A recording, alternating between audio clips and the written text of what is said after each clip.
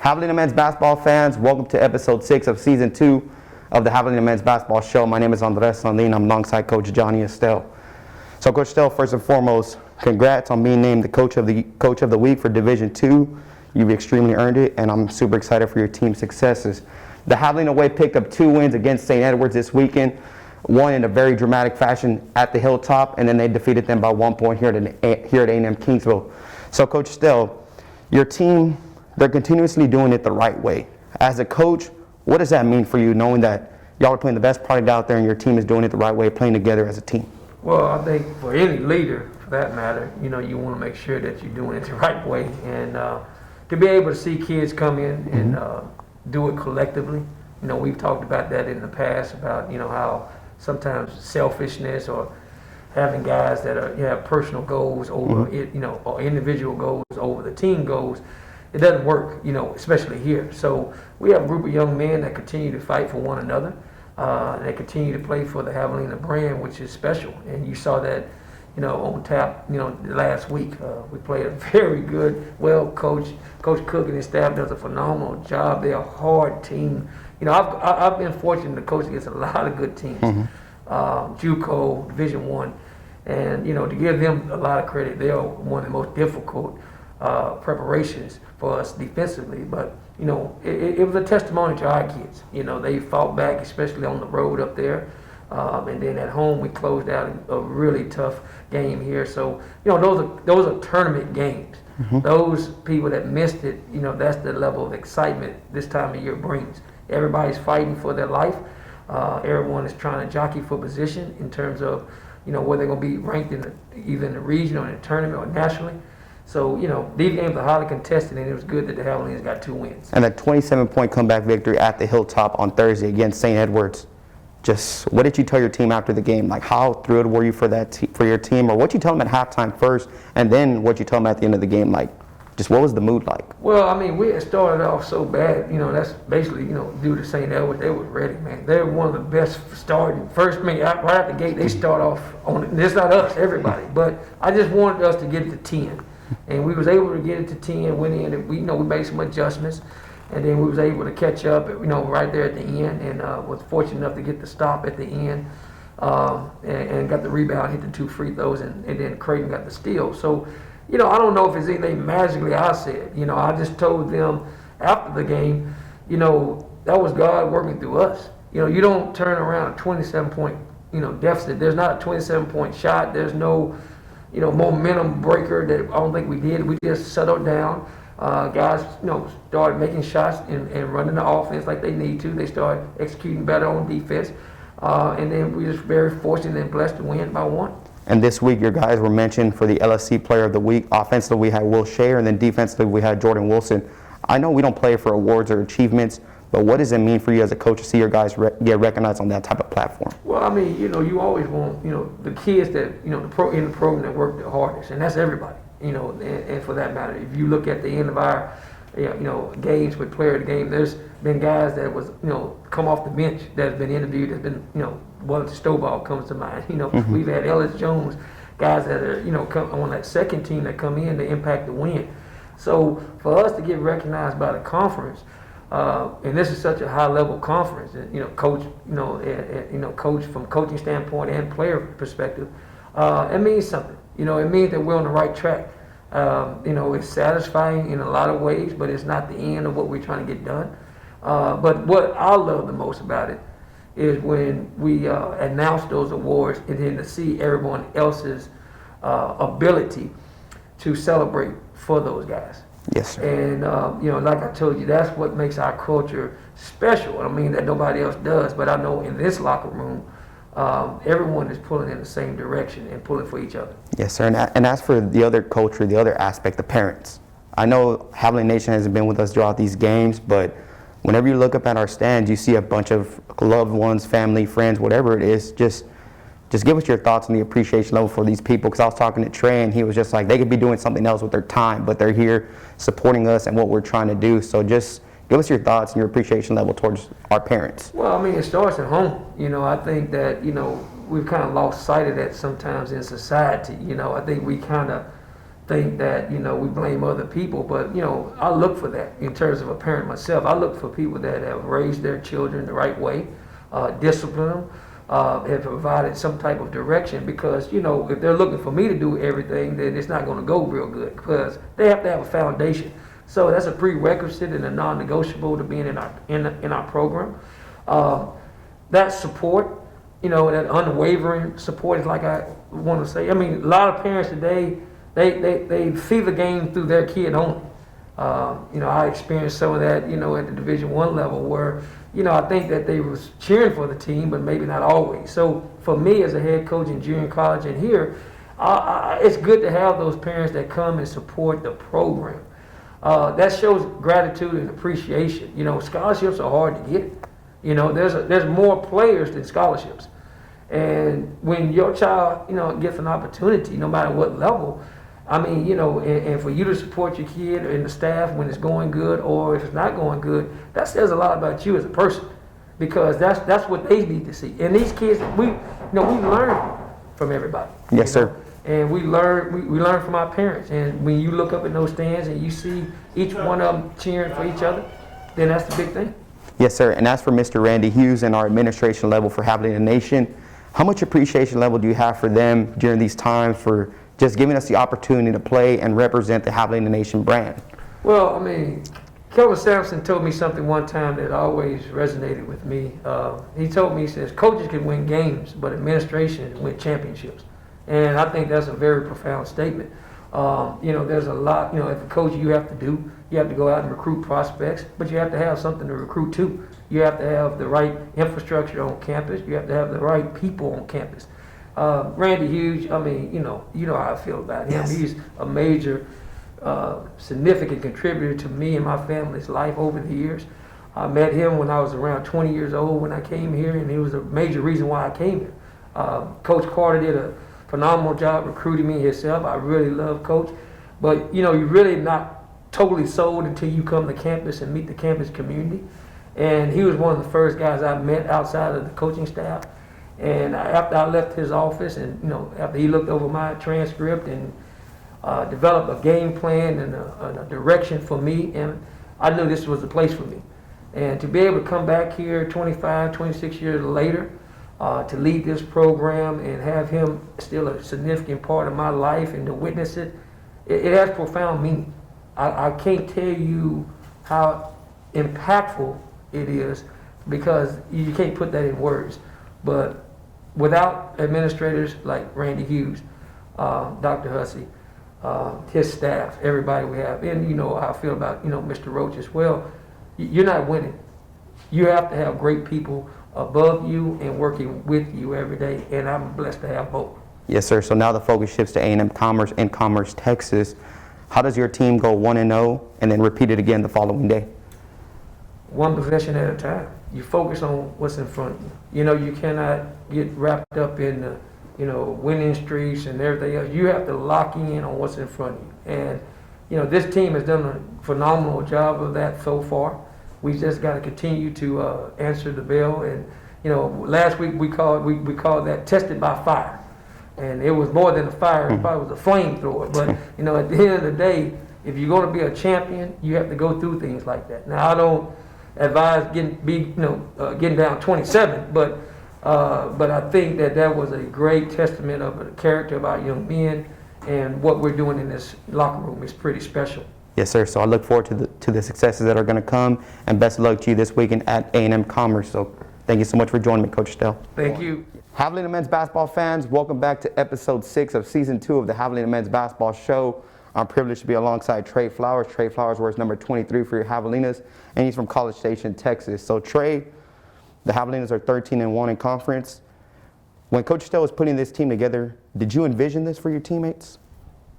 Just from the beginning of the year, just the practices and the different the way we bonded together as a team, you could tell that this team was destined to do something special.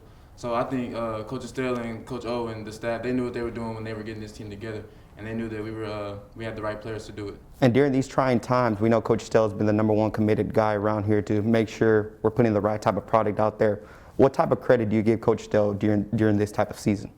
He gets a lot of credit. Coach Estelle does a lot of stuff behind the scenes that doesn't really get seen by a lot of people. And I just think that he deserves a lot of credit for the stuff that he does. Him and Coach O.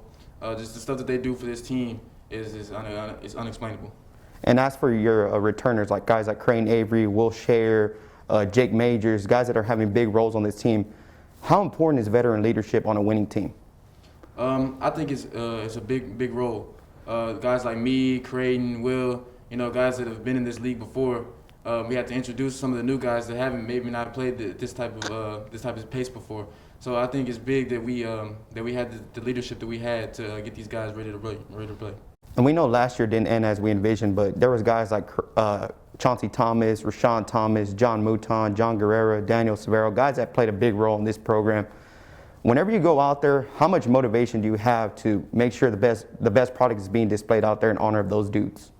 Every time I go out, I play for those guys, because they had a tough season last year, the way that it ended, and I go out every day and just I try to let those guys know that we're doing this for them.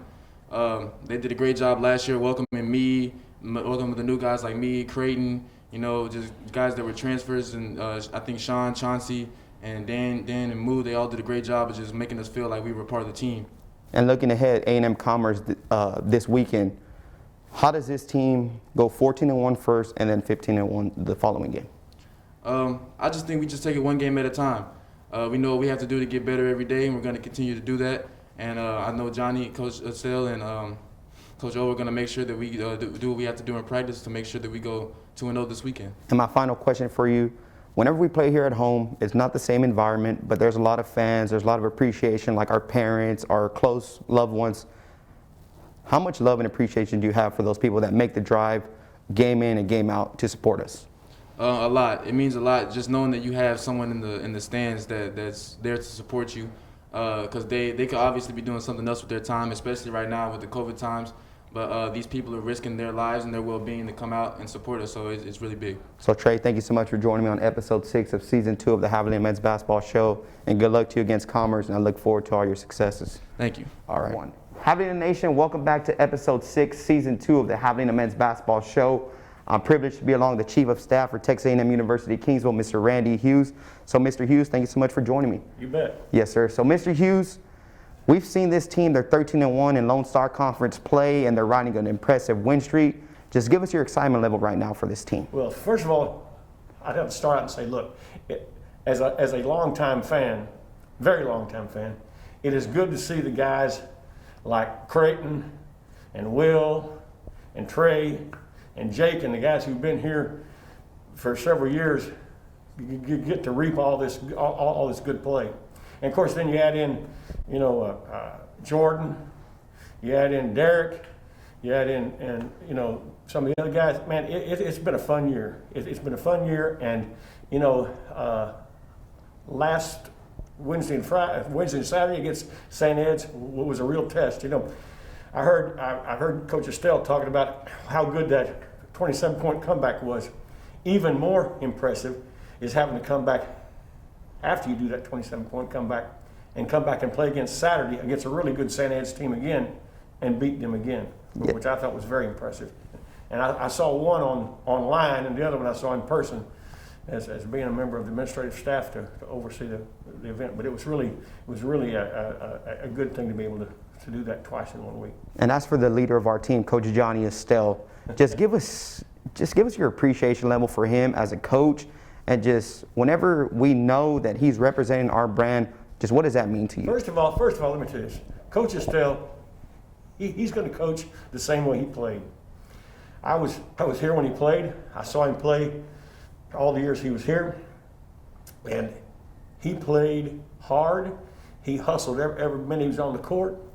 He played, offense, defense. He did it all. He was small. He was probably the littlest guy on the court a whole lot of time, but he played big. And the same way you see him on the bench, he's got control of the bench. He's intense during the game, but I know this: the guys in the end really enjoy playing for him.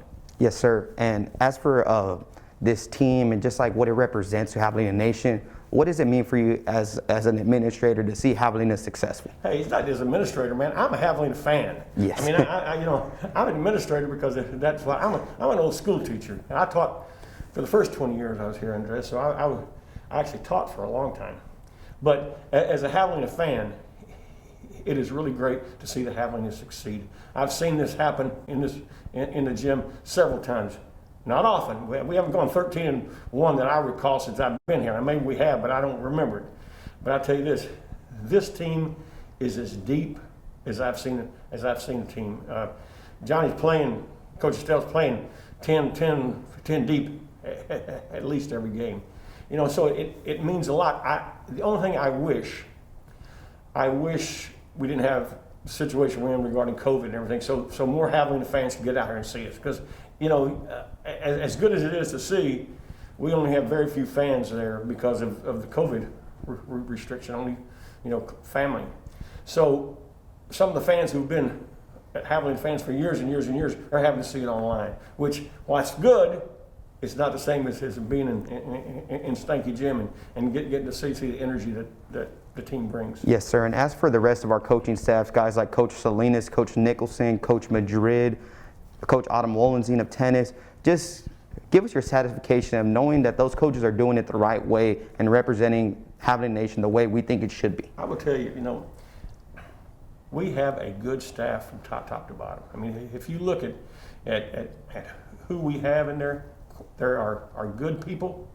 They know their sport, but they know the young people they're with too. They work with, and I think the students appreciate that. I mean, you didn't mention anybody there that I don't think is top notch and really doing a good job.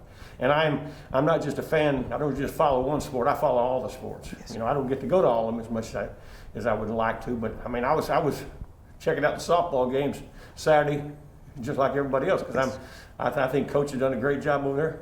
You know, Craig's done a great job over there, and he started off 2-0. Man, that was two tough teams to beat. Yes. So, you know, he's going to have a good squad. It appears. And as for just my final question for you is your message to Javelina Nation. I know you mentioned them saying that they haven't been with us during these times, but we saw their efforts during the Day of Giving event and just how much they enjoy being around us. Just what's your message to them? How much are they truly missed? You know, I would tell you this. You know, every time I see the young men and the young ladies out here in the court standing for the anthem, national anthem, and I see them wearing that Javelinas every time I'm out on the field, and I hear the Jalisco being played, or the alma mater, it's a really good time to be a Javelina. Like I said, and I think that the people who get to enjoy this should enjoy it, because, you know, it's not easy to be 13-1, folks. You know, it doesn't happen just because you want to be. Everybody wants to be 13-1, but it takes a lot of hard work, a lot of overtime, a lot of team play, and it's been fun. And I'm looking forward to us playing Friday and Saturday in conference. It's going to be tough.